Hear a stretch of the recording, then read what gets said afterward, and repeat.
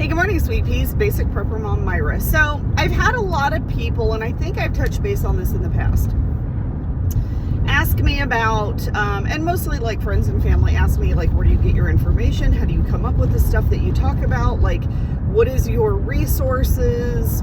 Whatever. And most of the information that I get is either stuff that I happen to run across on social media. Somebody else will post like an article or something or mention something, and I'm like, I'm gonna look into that.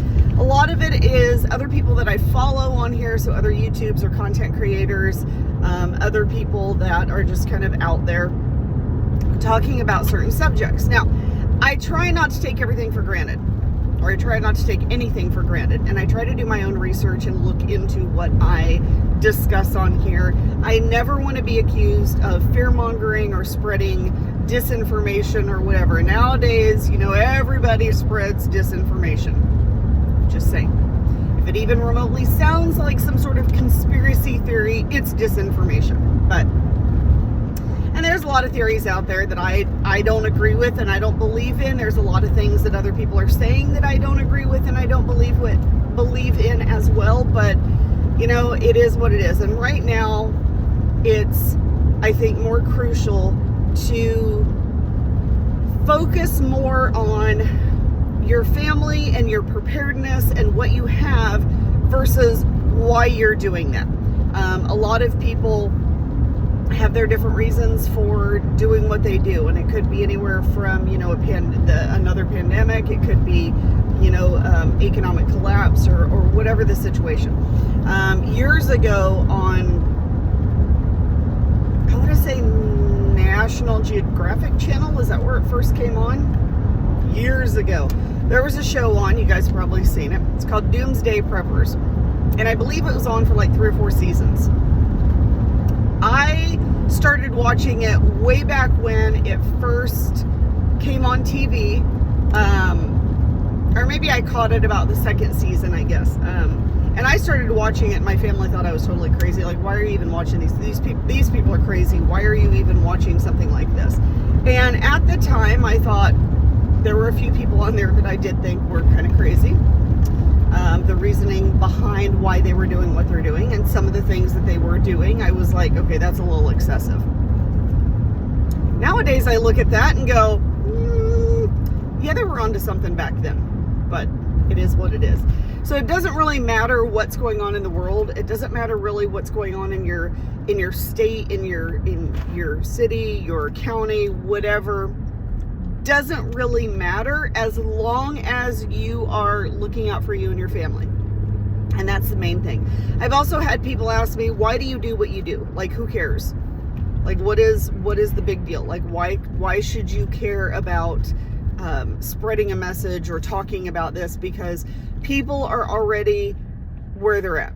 They're not going to come around to your kind of way of thinking. You're not going to change their mind. At this point in the game, you're not going to change anybody's mind. And I don't do this to change anybody's mind. It is not an agenda-based thing that I do.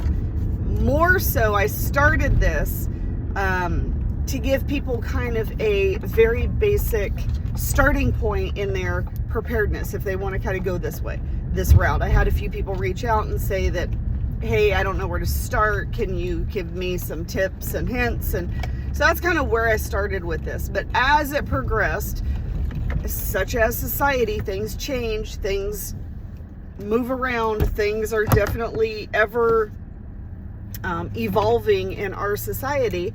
And I think the more that I started doing that, and the more I started kind of really paying attention to what else is going on out there, the more I realized that what I was doing was directly affected by what's going on out in the world, what's going on in society. And I think that's kind of where all of us preparedness type people are at right now.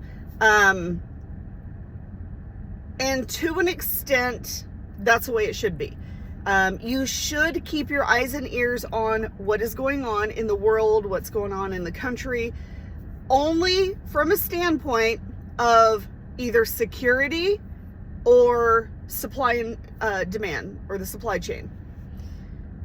For example, if you have the news constant, which I don't watch the news anymore, every now and then I accidentally catch it, literally accidentally catch it if I don't change the channel fast enough, if the TV happens to be on.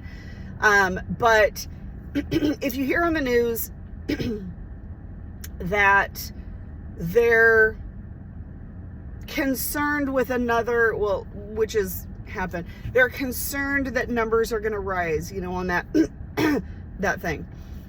They're concerned that numbers are going to rise. They're concerned with putting mandates back in place. They're concerned with coming up with a new, you know, this thing, whatever that situation. That should not send you into a panic. It should not put you into a tailspin. However, it should put you on guard that there's going to be some issues with the supply chain. There's going to be some issues with people getting sick, because it is what it is. And of course, it is wintertime, so flu and cold season is typically high anyway. So that should clue you in that there's probably going to be an issue with supply chain, specifically with medication. So, okay, that tells me that I need to maybe stock up a little bit more on medication. That doesn't mean I go into a tailspin. It doesn't mean I go into a panic. It doesn't mean that what they're saying is absolutely 100% true and that I should revolve my life around this possibility of something coming down the road. It just means that that is something that could come down the road. And you know what? I think I'm just going to start preparing a little bit extra right now.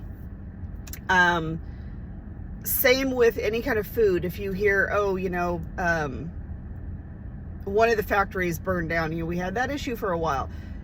If I hear that, then I immediately go, okay, so whatever factory it was, whether it's, you know, poultry or beef or pork or canning, vegetable, whatever the situation, maybe I might need to stock up a little bit more on that, because that tells me that maybe prices are going to go up, or there's going to be supply chain issues once again. Until that's up and running, man, maybe I want to stock up.